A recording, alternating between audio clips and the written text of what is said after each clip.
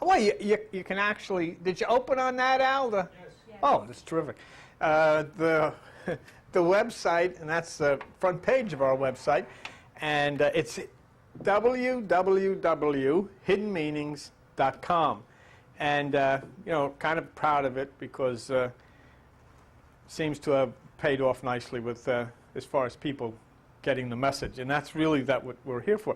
And as of when I left today, we had 321,000 people. So just 179,000. And we'll have a, no, but seriously, 179,000 will have 500,000. And I, do the whole thing all over. Right. And I remember you, Al Bianchi, that day you said, wow, if we could get to 10,000. Remember? But you know, it's like everything else in life. Once you get it, it's nothing. Go on. That's why if everybody went to heaven, after about 6 months, they'd all be looking over the fence. What the heck's over there? I don't want to be here. I'm fed up with this heaven stuff. This guy next door with his, you know, I don't want to be, I don't want to be there. Oh, my God. But anyhow, last week, it's going to be a good one tonight, I think, Albert. We're off to a good start. Incidentally, I wanted to tell you folks on television that we're here in Forked River, and it's Sunday night at 7 p.m., and so come down.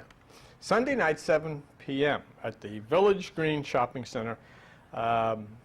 Joan has taken so long since she's done the last commercial that she comes on saying, Sunday morning, 10 a.m., and I have a sign flashing on there, new time, don't pay any attention to the woman, no time, new time. I have to do that. We went to a Chinese restaurant a few weeks ago, and the person there, Joan was in, I had to go out to the car, come back in, and the person there says, you with that lady? I said, that's no lady, that's my wife. That's good, though. It is good, isn't it, Albert?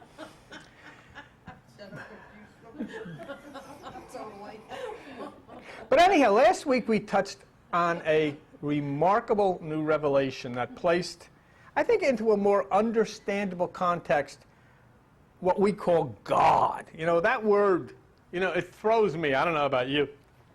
Because there is no such thing. Now, and they're all running for their stones as I said that. There is no such thing. That word I'm talking about. That word is actually the word good with an O missing. And that's what God, that's what the word, there was nobody named that. See?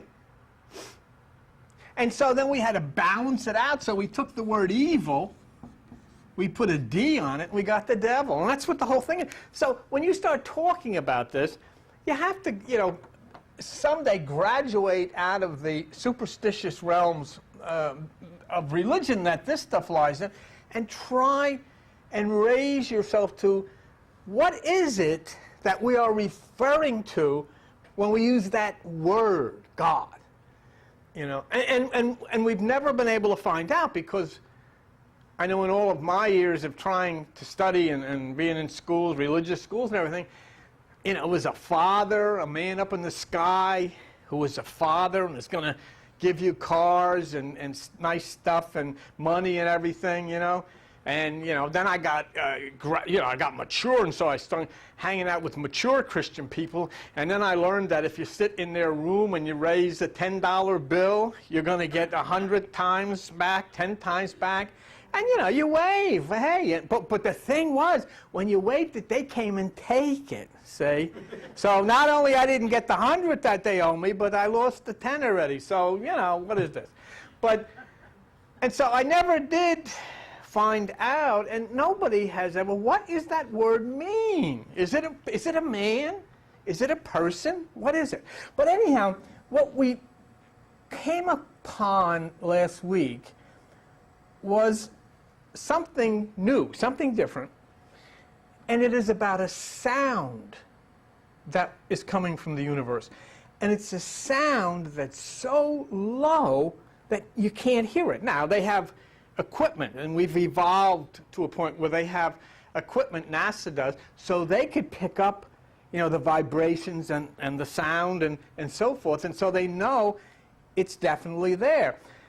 But let's take a look at that just to refresh ourselves, and we'll look at this first overhead about this black hole. And this is from Washington, as you can see.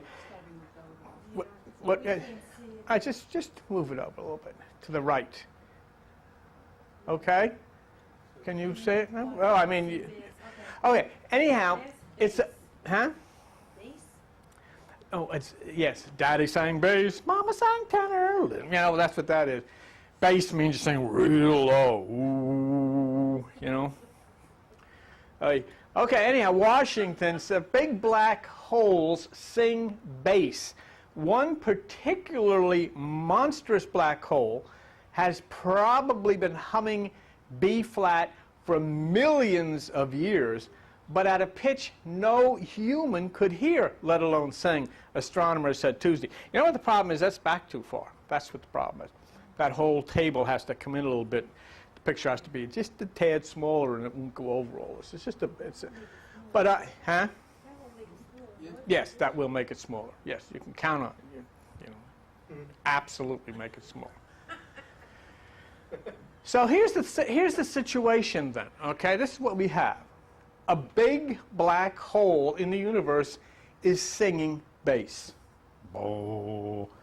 One particularly monstrous black hole has been humming B flat for billions of years, but at a pitch no one could hear, let alone sing.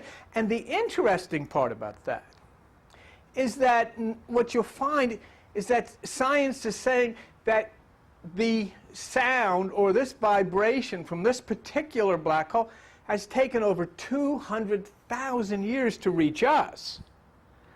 So even though it has been humming this ohm, if you would, ohm, for billions of years, it wasn't until just now that it reached us. So now the sound is for us, you see, and it's important. So what we have to then think about is the nature of this. Is there any reason for a celestial object to be humming? Is there any reason for a sound, a low bass sound, to be generated or to be coming out of a black hole or any kind of celestial object? You know, and that's where I would go with this. You just can't leave and say, wow, and that's something. Yeah, so, okay, so what's for dinner? I mean, it's important. What's the sense of going to church and finding about creation and what we call God and all that, if when these things are discovered, we just turn our backs and, you know, kind of ignore them, go about our business and don't pay any attention? You know, there's something that we have to think about here. See, and that alone, the fact that a black hole is making this hum, that would not in of itself be a big deal. But what makes it so significant is this discovery that I'll show you now. And keep in mind when you see this one, this last line, that this black hole, this hum coming out of this black hole, is at a pitch that no human can hear. All right? That's the key to that. You cannot hear it. It's so low, see? So now if we go to the next one, I'll show you the actual picture. We'll take a look at an actual picture that NASA took of the vibration pattern being released by this black hole. You want to show it? And there it is. Now, what's fascinating to me about this is that this is making a pattern. You know, there's a pattern made of this. And of course, you know, if you got closer, God, you know, who knows what it would look like. But this is a pattern. And when you look at the pattern that this sound has made, according to NASA, and you can see right down here, it's NASA, whatever the thing is, but this pattern that the sound has made, when you think about that pattern, then it gives credibility, to me anyhow, to people who say that crop circles are made by sound. Why not? Because sound of this type creates pattern. And this is a celestial hum. You know, I mean, it not only comes to lead us to say, okay, let's take a look at crop circles because of this. It also leads us to say, let's take a look at the word ohm because of this. If this hum creates this pattern, what might that ohm or low sound create in us? And that's what this whole thing is about. What happens in nature happens in us. You can't avoid it because you're part of it. You're a part of the electromagnetism. The universe is. That's what this thing called God is. And given that, we have to understand that if this sound makes this pattern, it also then has to be affecting us. In what way? You know, that would be something else we'd have to talk about. So it's very reasonable for me now to say the human brain, mind, is affected by sound. Something happens to you as a result of sound, as a result of note, as a result of a different tone. And that thought goes hand in hand with information that, you know, we've received here. And I want to show you something in the next overhead that comes from Manchester, England. Now, looking at, as we have looked at this pattern from this particular black hole, we've looked at the fact that this black hole is sending out this very low tone that no one can hear, sort of an inaudible tone. Now, having taken that into consideration, let's go to this next one, take a look at what this says. Manchester, England, okay? Mysterious sniffed out candles, weird sensations, shivers down the spine may not be due to the presence of ghosts in haunted houses, but to very low frequency sound that is inaudible to humans. Okay, now we just came through the fact that this black hole is making a sound that you can't hear, no one can hear. And here's science telling us that these very low frequency sounds that you can't hear can cause weird sensations and shivers and so forth. Well, let's look what they say. British scientists have shown in a controlled experiment that the extreme bass sound known as infrasound produces a range of bizarre effects in people, including anxiety, extreme sorrow, and chills, supporting popular suggestions of a link between infrasound and strange sensations. Now, put the two of them together.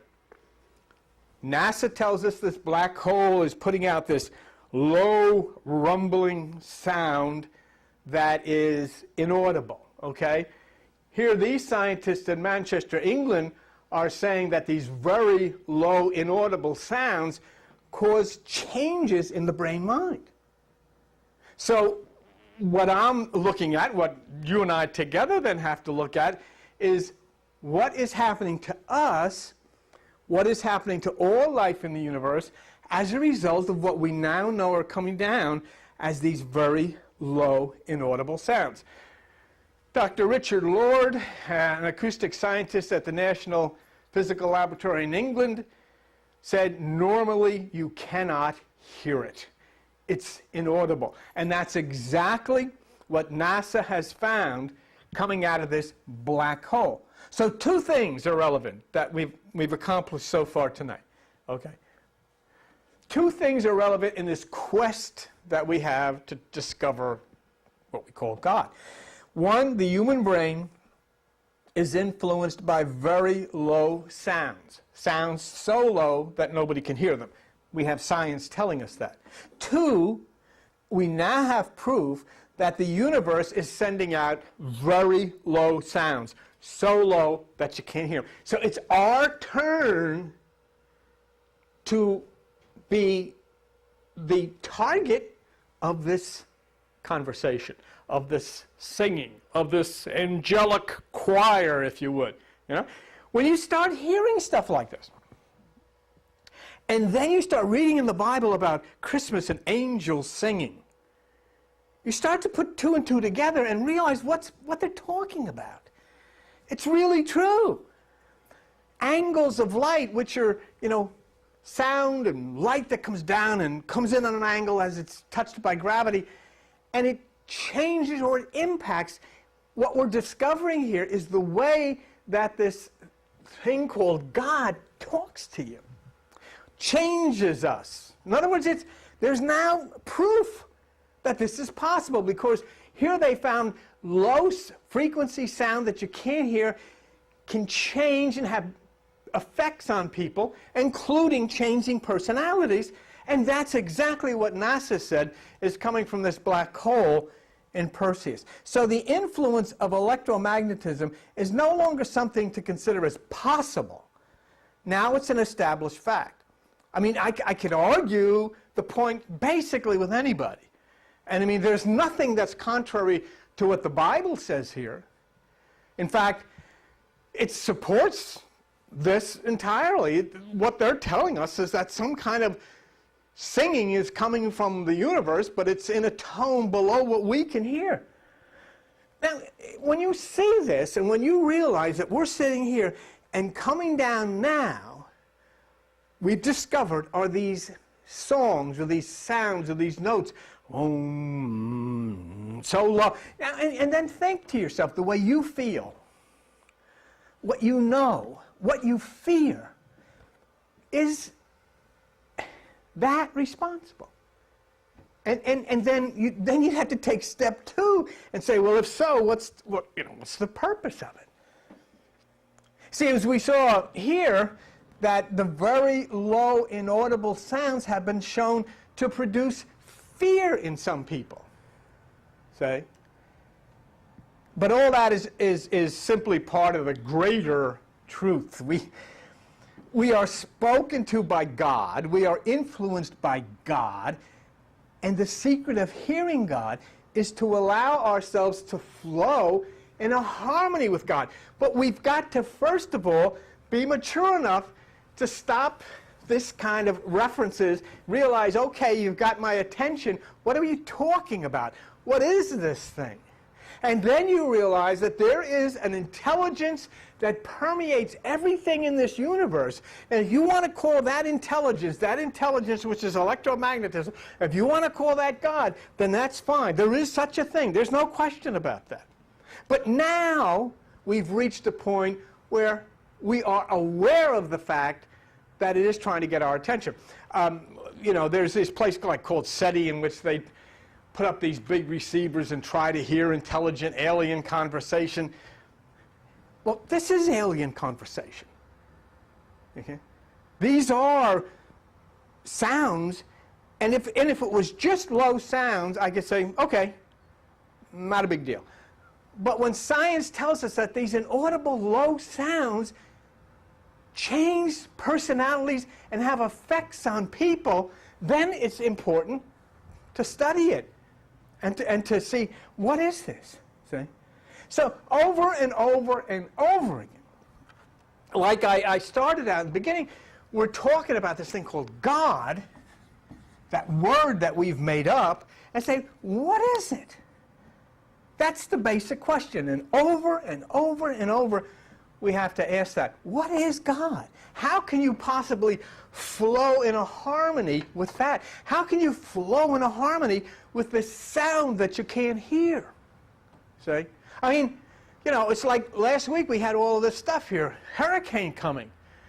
And it got to the point where in some areas the authorities had to say to people, you don't have a choice here, you're out. Because we're warning you, if you don't move, you could get killed. And so most of the people didn't move. And some people did get killed. Much was destroyed. But somebody had to tell them in advance that was coming. If there wasn't the weatherman and all these people would have sat there and they say, oh, looks like a storm coming. And the next thing they knew, all hell breaks loose and they're all killed. But somebody had to tell them.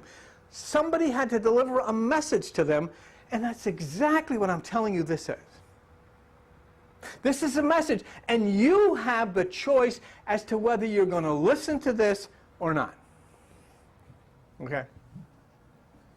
You know very well, just like a child, some things, if you don't know what it is, it frightens you, and it causes fear. It causes bizarre effects. If you know what it is, then you're looking for it and say, no, it's okay. I want this. If you don't know what it is, and if you're just plugged into religion and different denominations and politics, then you're scared. And it seems bizarre. What is absolutely normal and what people should be submitting themselves to actually brings anxiety, sorrow, and chills because they feel something's going wrong with them, you know. It's always funny to me that we think that this kind of stuff is bizarre, or we think, oh, this kind of stuff is crazy, and it doesn't make any sense.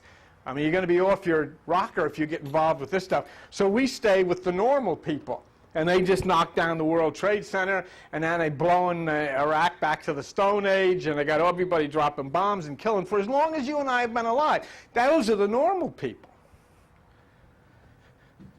And so then you say, if I understand this, and if I start moving in and opening myself to this song, to this sound, then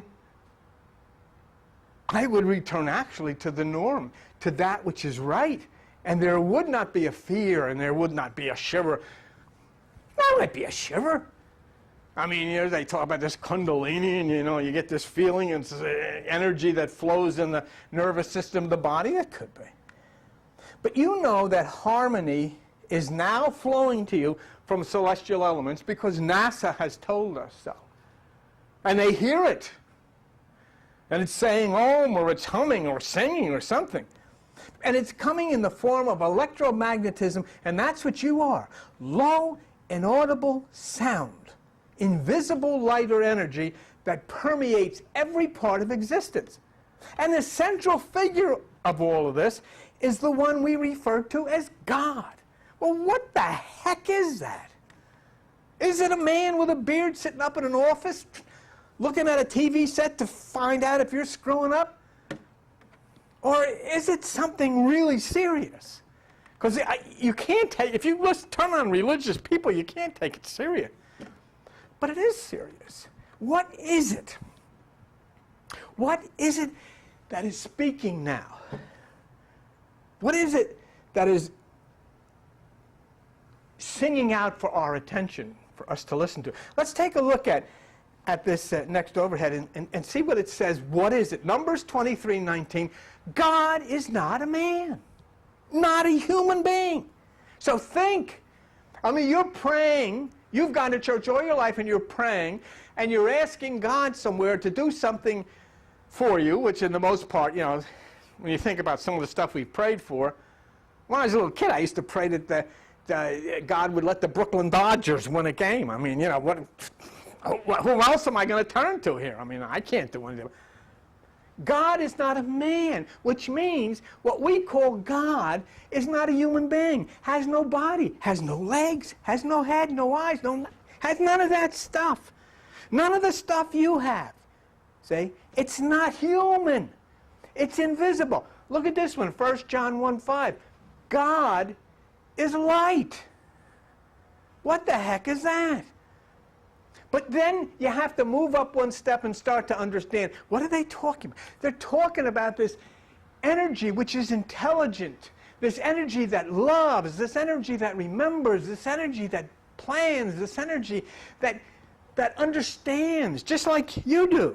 You know, when your body goes to sleep and you get involved in all of these things you get involved in, what you call dreams, is actually that same light which you are.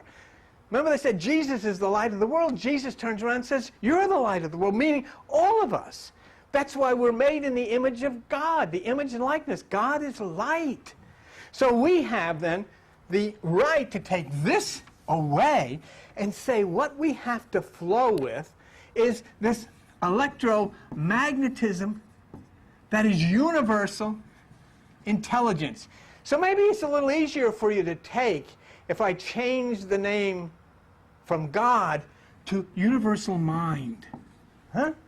Universal mind, universal consciousness is what God, in everything. Universal consciousness permeates everything. And I can understand that now. Because when I was a kid, I was saying, wait a minute. God knows everything, Albert, and he's everywhere. How can he be everywhere if he's here? If you're here, you can't be there. But see, because that's the way I was taught. Was a man, but he was everywhere. But now I know he's not a man. And so then God is this universal mind, universal consciousness that permeates everything and is now singing to us. So we have an invisible, inaudible energy humming away with a sound so extremely low that it can't be heard. And yet science is now telling us that it is this very low sound that impacts the human brain mind. Now, come on. I mean, 2 and 2 are 4, and we've got it. The sound is coming that's low and inaudible, and science discovers that low and audible sound changes you. And you saw both of them right here. And you go to church, wherever you go to church from now until cows come home, and you'll never see it there. Okay. Now, it's very important what we're talking about because we're living in a time when people seem to be doing all kinds of weird stuff. Violent things without any justification other than making up stories that they're right. Oh, wow. He's with Al-Qaeda. He's got weapons of mass destruction. He's getting chemical weapons, and he's got the atomic bomb, and he's got 45 minutes. He's going to blow us off. And then so we're going to go over there. Okay, everybody. God bless America. Boom, boom, boom, boom, boom. Blow it all up. And then you find out, well, he doesn't have Al-Qaeda, he doesn't have weapons, he doesn't have chemicals, and he didn't have nothing to do with 9/11. So what do? Never mind, I need $87 billion to fix the place. You know, and so what can you and I? This is weird stuff. A few guys get in an airplane and they come flying into the World Trade Center. I mean, this is weird stuff. And people are blowing themselves up. I mean, they really believe this stuff. I mean, it's one thing if somebody stands behind a rock and takes a shot at you and runs. These people don't do that. They come up to you and say, Albert, how about joining me for a couple of something in the cafe? Sure, kid. Boom, boom, and he blows himself. Why do people blow themselves up? Because they believe the same junk that we've been led to believe by people who lie. I stopped mincing around with, well, maybe we were mistaken. Nah, you weren't mistaken. You lied. I mean, you know, Bill Clinton, he lied. I did not have sex with that woman. Nah, you lied, Bill. I mean, you know, but that's one thing. But to kill 8,000 people, that's another thing. So you have to begin to ask yourself, what is going on that people are beginning to think and behave the way they are? And you know, you feel it. Inside of you, you feel it. You don't know what in the world's going to happen to you, what in the world's going to happen to everything. I mean, every time you hear a rumble, you wonder, hey, you know, is this? Nobody. And if there is something happening, and it is connected to that cosmic Om that we've heard, is this the appearance of this universal mind? Is this the appearance of the one we call God, descending on earth in a way that has been predicted by the Bible? You can turn around, you can walk out of here, but this isn't the kind of place you walk out of and say, well, that was a good service, you know, the pastor was really good, didn't they have a nice song service? Forget all that stuff, you know. That's for socializing, that's for having fun, that's for getting out of the house. What I'm talking to you about is something that is so critically important that it is the actual catalyst for what is going to happen to you and everybody around you. And don't tell me anymore, but, well, you know, we've been waiting for this stuff to happen. You've been seeing things happen in a big way.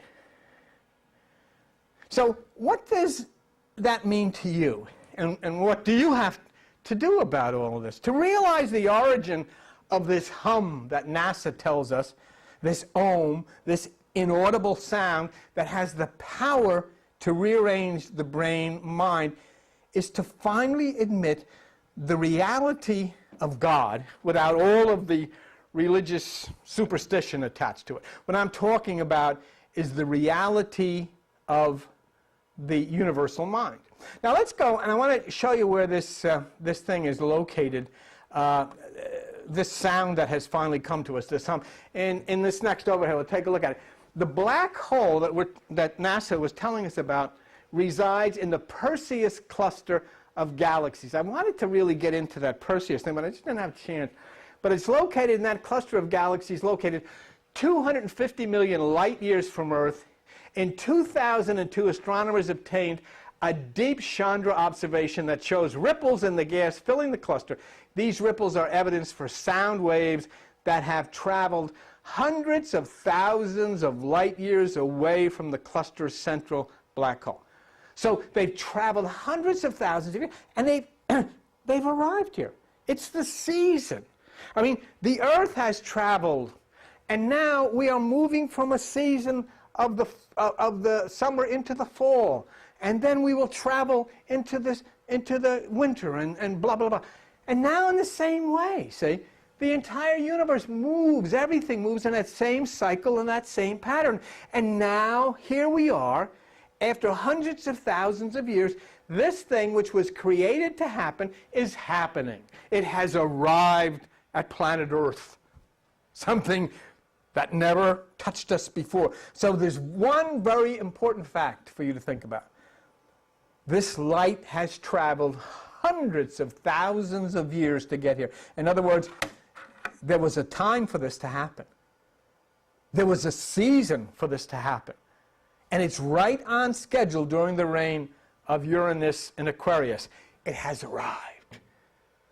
The thing that, we don't understand quite, in the scientific terms, what it is or how it is connected to the entire plan, but it has arrived. The sound, the hum, the ohm has arrived.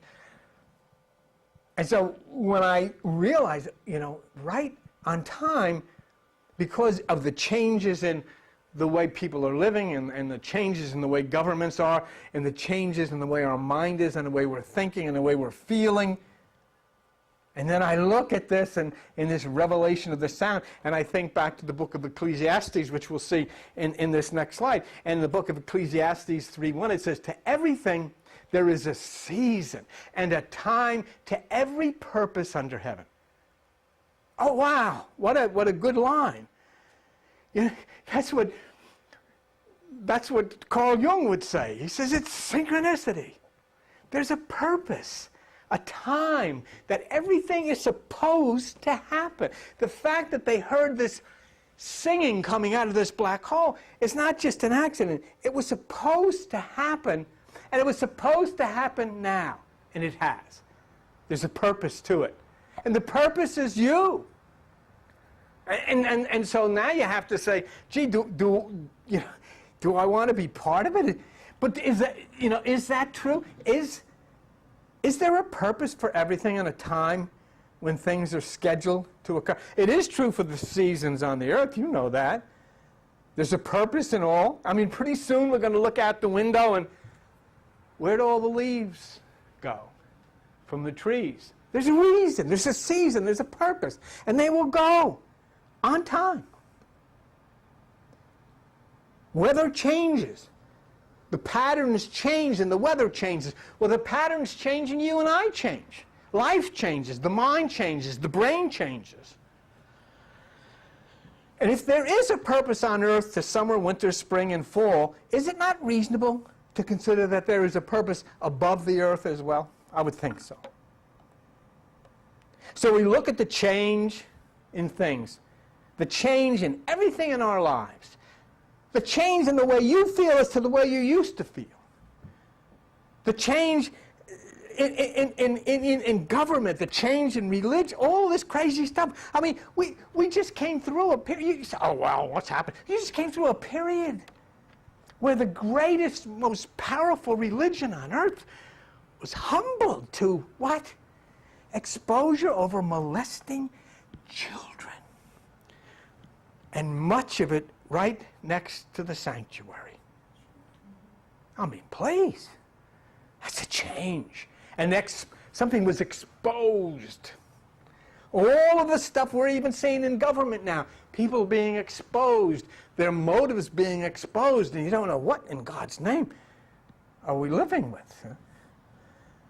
And then when you think of that change and you consider how you feel, would it not be reasonable to consider that even the change in the way you feel is coming as a result of a strange, invisible force at work in the universe? And we are just now beginning to hear, and to see the seventh angel, Eta Carina, and to see the Hourglass Nebula, and starting now to understand things that have never been understood before. I wanted to spend some time, over the weeks we'll go, I'll show you. I was reading something by a guy named Thomas Hightower. And he's written a piece called The Musical Octave that I think will open the doors for us to further understand just what we are and what's going on. You know, I was impressed by what he wrote, because he talks about this invisible realm that we occupy as beings of the electromagnetic mind. I'm not going to spend time with the whole thing now, but I'll pick and choose from it, and then, of course, I want to make sure I get his website on, you know, give him credit for this. I don't want to. But anyhow, let's take a look at what he says here.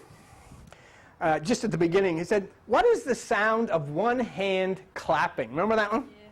What is the sound of one hand clapping? It's a koan. This koan from Zen can in many ways stand as a header for this treatise, which is his work, because my aim is to encircle the metaphysical properties of sound and music. Oh, wow. When I saw this, you know, and I know we sit here on Tuesday nights and we got Tchaikovsky or a Kotaro or whatever, and we sit, and we don't realize the wonders that are taking place here as a result of that sound. You're not listening to music, you're actually being impacted and changed by it as you submit to the harmony of it. And so that's what this Mr. Hightower's aim is, to encircle the metaphysical properties of sound and music. That's a word you hear kicked around a lot now, you know, in this new age, metaphysical. Everybody's into metaphysical, you know. And that's basically what he's talking about, is what we've been talking about here. How does God contact you? That's metaphysical. How do you contact God? How are instructions from the invisible realm communicated to you and injected into your brain so that there is a change? How? Because, you know, it's not, it could change, you know, this invisible part of you, the electrical part. Yeah, but, you know, we're twofold. We're invisible and we're visible. We're spirit, if you want to call it that, electrical, I prefer, and then we're body. So you know, how can these instructions come? How can you pick them up? How can you see that you're flowing with this? I think the key word that Mr. Hightower used there, that metaphysical, he's trying to convey an understanding of the metaphysical properties of sound and music. And what I thought might be a good idea to take a look at that word metaphysical, because we hear it thrown around a lot. So let's take a look at it. Metaphysical of metaphysics, about the real nature of things. I like that one. You see what it's talking about? The real nature of it. This was interesting to me, and I put it there because this is having to do with a group of English poets of the 1600s whose verse is characterized by hard-to-understand metaphors and fanciful, elaborate imagery. Now, I'm going to have to get my hands on them, see what these guys are talking about, because the metaphysical poets are John Donne, Abraham Cowley, George Herbert, and Richard Crashaw. I've heard of none of these people. I haven't a clue who they possibly could be, but nonetheless, it could be pretty interesting. Has anybody ever heard of these people? Okay, all right, so you're with me. And then we take a look at metaphysical, about the real nature of things. It goes back to the ancient archaic, which is a good definition too, supernatural. Supernatural. What does that simply mean? Outside of the realm of the five senses. Something that exists and is very natural, but is above and beyond what we consider natural. So when Thomas Hightower talks about metaphysics of music and sound, then we get an idea that what he's talking about here is something that sound and music do to you that is beyond the natural. And you know you feel that a lot. You can hear I know myself, I can hear a symphony by Tchaikovsky, and I'm like, whew, I can just fly, you know. Sometimes you get down into the boom, to the basement. Sometimes you're up into the temple. You can go to a Jimmy Buffett concert or whatever it is, and for an hour and a half, you forget all your crazy problems and all that, and you're jumping around because there's something in it. And that's what they're trying to tell you. So when the National Aeronautics and Space Administration comes and says, we have heard something that has never been heard before coming from this black hole, it's a low bass sound, like a hum. And then all of us turn around and say, Om, could it be? Why not? Om. And then you turn around with the same situation of that low, inaudible bass sound that's now coming down to us out of the universe, and science tells us low, inaudible sound actually impacts and changes the human brain mind. So we have the two things here. And so this Thomas Hightower comes up and he's writing this thing and he says, well, what I want to try to convey to people is the impact metaphysically of music and sound on the human brain mind. So I got to find out who those poets are, though. That's intriguing to me. I'm not familiar with the work of these people, but I think it would be considered a form of mythology if we could find out. And basically, that's what mythology is all about. And that's why we've stumbled so deeply in religion, because we've taken it all literally. I mean, and you know, it presents a terrible contrast, because on the one hand, you have people who are, you know, followers, they say, of Jesus, who is the ultimate pacifist, who wouldn't even break a bruised reed. This guy was so gentle, he wouldn't hurt anything, wouldn't touch anything. And they want they want him to come back and bring peace, and that's wonderful. Can't argue with that. But the conflict, since they take the book of Revelation literally, is the fact that in order to get the Prince of Peace back, they got to annihilate 2/3 of the people living here with atomic bombs. See? So you get a guy like Jack Van Impe, you know, with his wife Rexella, and he gets on there and says, Rexella, oh, Rexella, there's going to be blood flowing up to the horses, and there's going to be hundreds and millions of people are going to die, and the bombs are going to explode. And she says, oh, Jack, this is so exciting. Yes, Rexella, because Jesus is coming. What is this? But see, this is the problem. When you take this stuff literally, you do exactly what the Bible says. The Bible says, do not be a minister of the letter because it kills. And that's exactly what we have. We have people flying into the World Trade Center who took the Koran literally, and they killed thousands of people. And then we have presidents over here who take the Bible literally, and he kills 8,000 of them over there. And so we have memorials over here for the 3,000 that died in the World Trade Center, which is very nice. But we didn't give a darn about the 8,000 that died over there. Well, man, they're not ours. Well, then don't pray to this thing up there, because according to this great internal or eternal universal mind, they're all ours. Right? So there's a big problem. So we understand now that this sound has an effect on the human brain mind, and we understand that this sound is also coming now from celestial bodies. And so that is intriguing to us, so that we have to now start to learn, how do I flow in harmony? There's a theme that runs through the Bible that speaks of music. And now as we learn that there are sounds coming, low tones coming from celestial bodies and the effects of sound on the brain mind, we begin to understand more fully. Let me just take a look. I just pulled one out of the Old Testament. 1 Chronicles, thus all Israel brought up the Ark of the Covenant with shouting and with sound of the cornet and trumpets and cymbals and a noise with psalteries and harps. You can hear that crash and all this stuff. Why? Why is that in there? See? This is a spiritual book. This is a metaphysical book. It's not a history book. It never even happened, this stuff. So it's a metaphysical book. But what it's talking about is there is something that occurs to that invisible part inside of us when it is touched by sound. Something changes.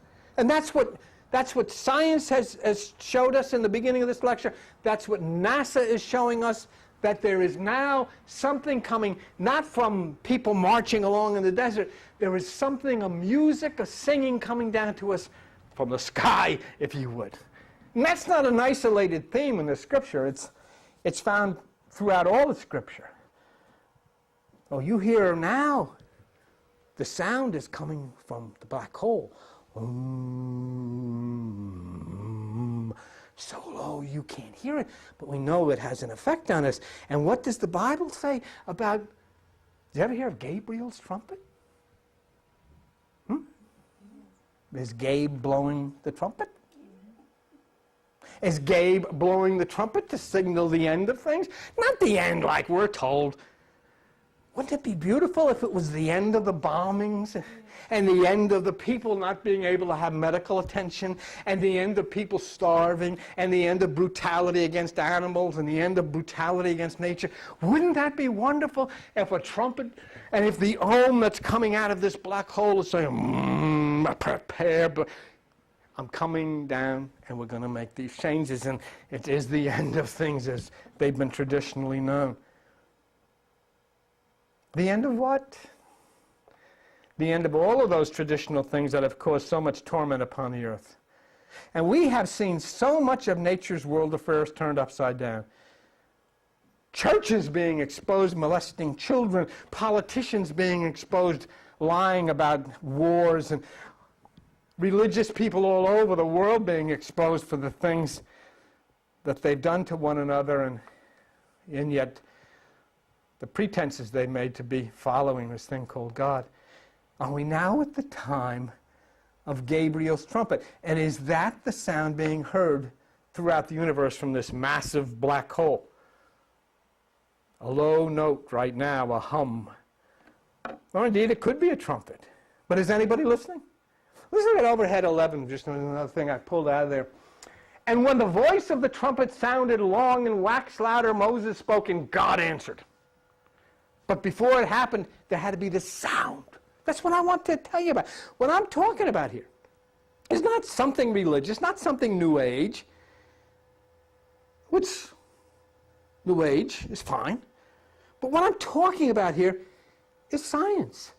NASA told us they heard this hum coming from this thing, this sound. And if it comes first and then by voice, Joshua 6:4. You ready for this one? For those of you who are familiar with the 7 chakras and so forth and so on. And 7 priests shall bear before the ark 7 trumpets of ram's horns, and the 7th day you shall compass the city 7 times, and they shall blow the trumpets, and the whole doggone place falls down. Well, this is one of the great metaphysical studies, that one paragraph there, that one scripture there. Because it's referencing what we call the 7 chakras, okay? And the sounds that are attributable to each one of them. And the city here is this inside of you. The city set on the hill is the human brain mind. And the walls that cave and collapse are those that separate you from the garden, separate you from the temple, separate you from the holy place. And it is only accessible via meditation. There's no other way. Because it's inside of you. That's what the Jesus said. And so the trumpet and the sound becomes so extremely important. And now when I see the 7 and I see the trumpets and I hear about that 7 up there, and then I look at the 7 chakras which are connected to the nerves along the spine areas, and we look at overhead 12, and here we see, the picture, 1, 2, rising upward. Okay? So people have for so long said, well, don't go to that place. That's cult because they into all that chakra stuff and all that. So let me tell you something. There is in the book of Revelation a scripture that says that there is a book written, which is the book of life, okay? And the book is written within, which means within you, on the back side, which is the spine, and sealed with 7 seals. What the heck does that mean? Okay? That's in the book of Revelation. And that's what it's talking about. So you can go ahead and you can go back to church and you can study the same thing, you can sing the same songs, and you can play the guitars and all that stuff, and you can have a heck of a good time, and I have no problem with that. But brother, you better wake up to the reality of what you're experiencing and what is going on in this universe, in this creation. Because when all of these things which were written by Greeks and the ancient ones in mythology start coming true, then it's time. And so we not only see the 7 chakras, we provided to you the scientific proof that sound changes the human mind. Now the sound coming from space and acknowledges the 7. And it is no coincidence that we have in this place also been fixated on the 7th angel of the book of Revelation, who was discovered by NASA. And we'll take a look at Eta Carina, the 7th angel of the book of Revelation. And there is her wings. If you can see a little bit, it should be a little bit darker. Let me see how that looks. You can see that all right. This is the 7th angel. Eta means 7th. And it has this appearance of an angel and all of the other things. But you know what was the most convincing thing to me that this was the 7th angel? When I read in the book of Revelation that it says the 7th angel, when the time of the 7th angel comes, it will be connected to the son of David. And then I looked at the astrophysicist who was in charge of the Eta Carina project, and his name was Chris Davidson. And I said, bingo, that's good enough. You know, I don't have to get hit over the head. I mean, it's obvious what we have here.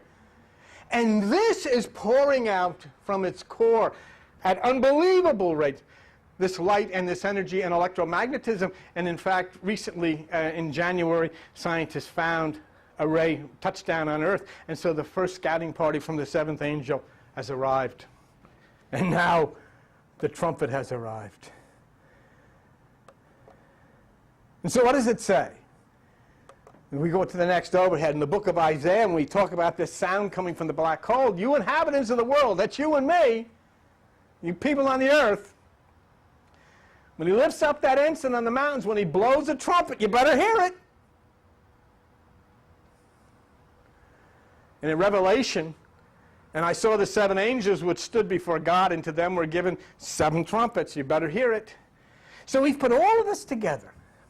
The amazing and the horrendous things that we've witnessed, such as planes taking down the World Trade Center, the wars that we've been witnessing in our life, where literally millions of people have been slaughtered in one way or the other because of the wrath of one religion or one country. Right up to this very moment as we're standing here, right up to this moment as you're sitting here, young people of this country who should be home taking care of their kids or going to the ball game or going to jobs are getting killed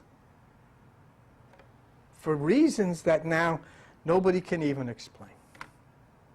And people over there, one interesting thing, I've been hearing on television, well, you know, these terrorists are attacking our boys and we're going to root out these terrorists. And they interviewed one of these Iraqi guys and they put a thing over his face on TV. And then what did the guy say, Albert? He said, well, wait a minute. There's a foreign power army occupying my country. And I am willing to give my life to drive them out. How can you call me a terrorist?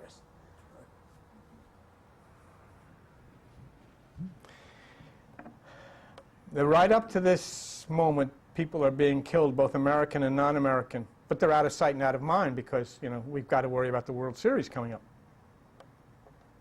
But look at this in overhead 15. This is just today. This is just today.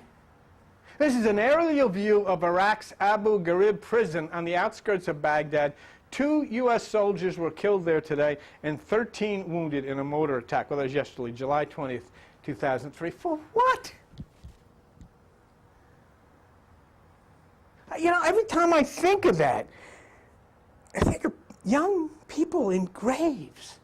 Their lives are over. For what? Well, they sacrificed their lives. Now, their lives were sacrificed.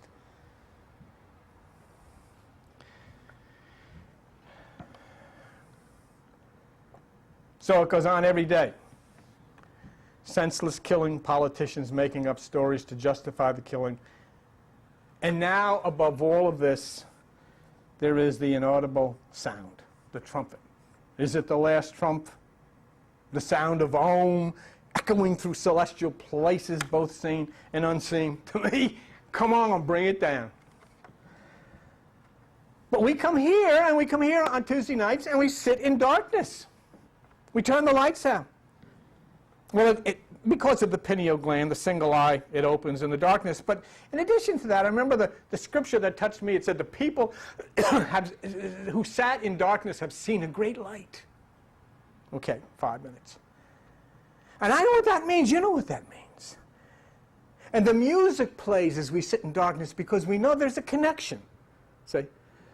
We know that when we flow in harmony with these sounds, it does something. It changes something in the brain mind.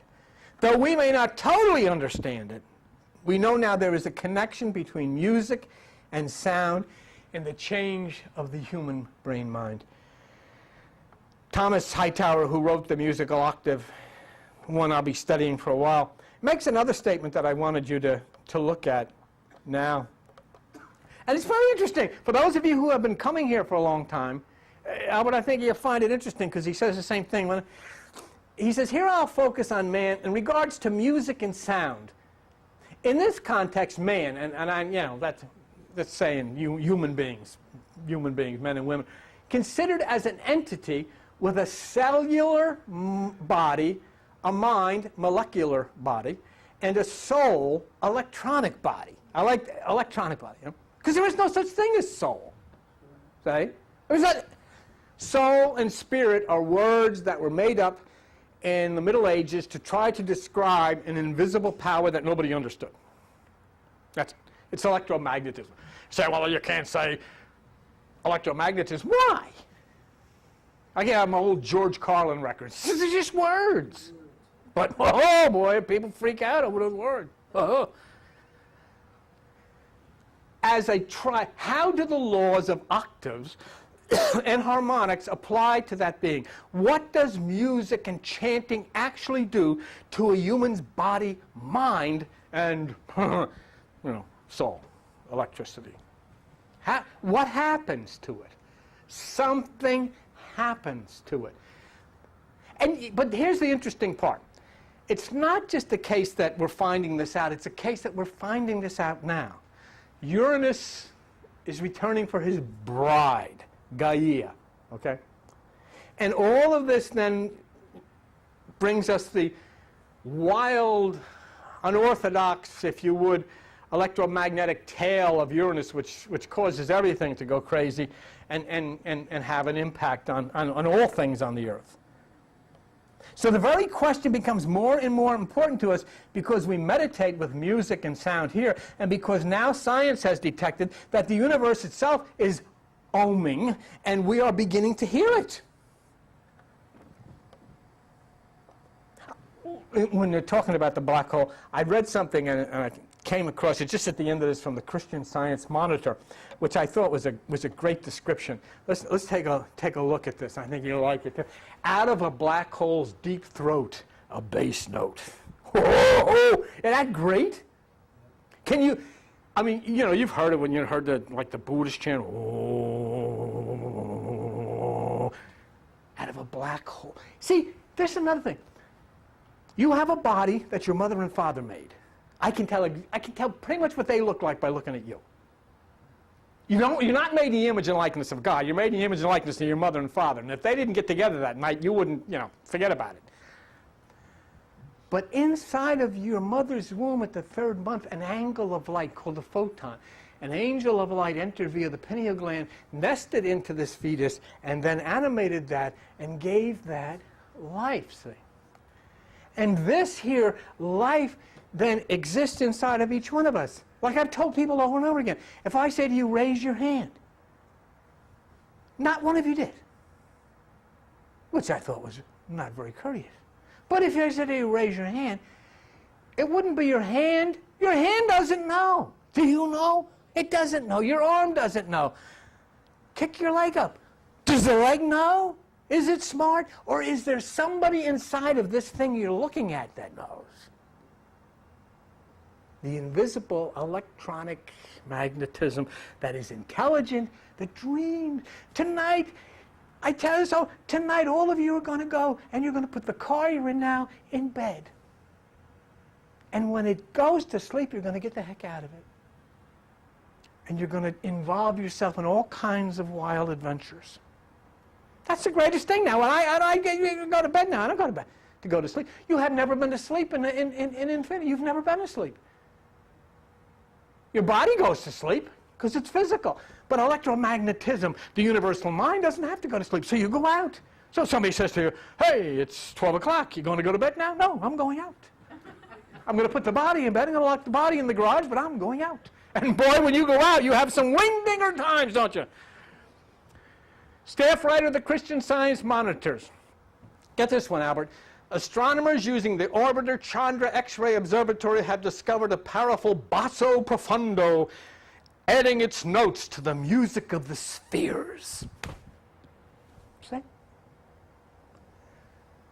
And so this says to you, you have two options. It can either be annoying to you, as music can be, or you can flow in harmony.